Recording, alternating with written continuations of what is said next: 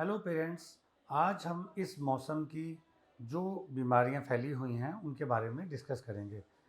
जो हमारी ओपीडीज़ में मैक्सिमम पेशेंट इस समय आ रहे हैं या ज़्यादा एडमिशन्स हो रहे हैं, हम उन डिसीज़ की कुछ छोटी छोटी बारीकियों पे नज़र डालेंगे। सबसे पहले मैं आपको बताना चाहता हूँ एलर्जिक ब्रोंकाइटिस के बारे में।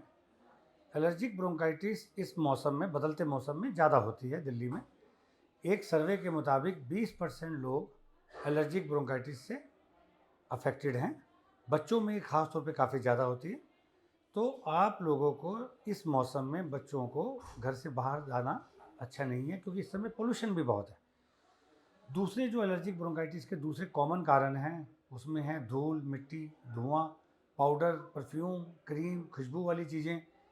इवन जो हम बच्चों की मॉलिश करते हैं और वो भी तेल जो है, अगर वो भी ज़्यादा खुशबू वाला है तो वो भी एलर्जिक ब्रोंकाइटिस कर सकता है। तो एक बार एलर्जिक ब्रोंकाइटिस हो जाए तो उसको ट्रीट तो करना पड़ता है, लेकिन इसका बेस्ट ट्रीटमेंट है इसका बचाव। तो आप कोशिश करिए कि बच्चों को धूल, मिट्टी, धुएँ से बचाएं। पाउडर, परफ्यूम, क्रीम, खुशबू वाली चीज़ें इस्तेमाल ना करें।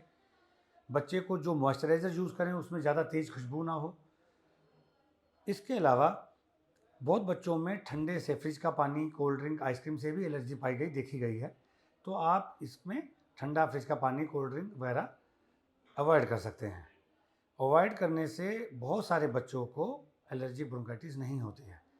जिन मम्मी पापा को ये पता है कि हर साल हमारे बच्चे को बदलते मौसम में एलर्जी होती है और इसके अलावा साल में 4, 5, 6 बार बच्चा एलर्जी की वजह से बीमार होता है, तो उनको फ्लू का इंजेक्शन लेना भी अच्छा है। ये बहुत स्टडीज़ में पाया गया है कि फ्लू का इंजेक्शन ऐसे केसेस की प्रॉब्लम्स को बहुत कम कर देता है और बार बार बच्चे को दवाइयाँ या एडमिशन से निजात मिलती है।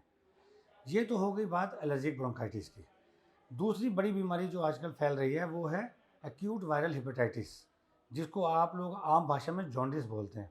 जॉन्डिस के वैसे तो बहुत कारण होते हैं, बड़ों में अलग, बच्चों में अलग, लेकिन इस समय जो जॉन्डिस इस समय ज़्यादा फैला हुआ है उसमें 95% या 98% केसेस में एक्यूट वायरल हेपेटाइटिस की वजह से हो रहा है।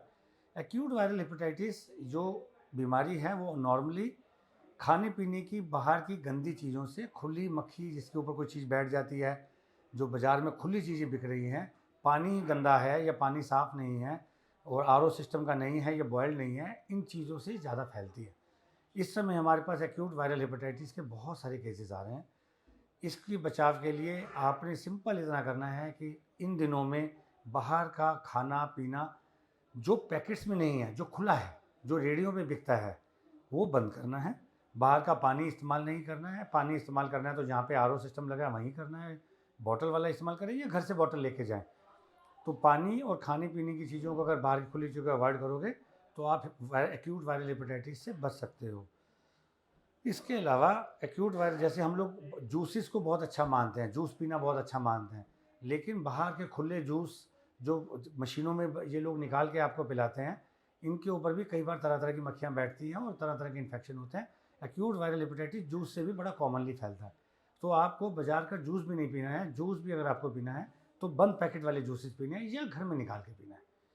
तो ये छोटे-छोटे काम करने से आपको एक्यूट वायरल हेपेटाइटिस को आप अवॉइड कर सकते हो। इसके बाद मैं आपको बताना चाहता हूँ टाइफाइड फीवर के बारे में। टाइफाइड फीवर भी इस समय बहुत फैला हुआ है। इसका मोड ऑफ स्प्रेड वही है जो एक्यूट वायरल हेपेटाइटिस का है।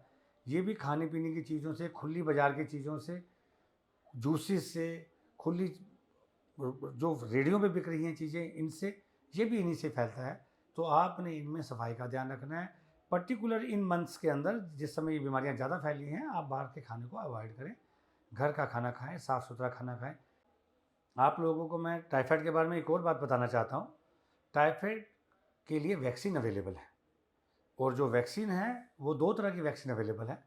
एक तो पॉलीसैकेराइड वीआई बोलते हैं और एक कॉन्जुगेट वैक्सीन बोलते हैं। इसमें कॉन्जुगेट वैक्सीन का इफ़ेक्ट काफ़ी अच्छा है। अगर आप लोग फ कोई भी इंसान अगर उसको अवेल कर सकता है तो कॉन्जुगेट टाइफाइड वैक्सीन ज़रूर लगानी चाहिए। इसका प्रोटेक्शन का टाइम भी बहुत ज़्यादा है। तो टाइफाइड को अगर हम अपने बच्चों को टाइफाइड का वैक्सीन देते हैं तो बच्चों को बचाव भी रहता है टाइफाइड से। मैंने इससे पहले आपको एक्यूट वायरल हेपेटाइटिस के बारे में बताया था। उसमें भी वैसे तो एक्यूट वायरल हेपेटाइटिस बहुत सारे वायरसेस से फैलता है, लेकिन हेपेटाइटिस ए उसका एक मेन कारण है। उसका भी एक वैक्सीन अवेलेबल है। तो आप अगर चाहें तो अपने बच्चे को हेपेटाइटिस ए वैक्सीन से भी प्रोटेक्ट कर सकते हैं। Thank you. अगर आपको कोई भी क्वेरी हो तो आप उसके बारे में मुझे भेज सकते हैं।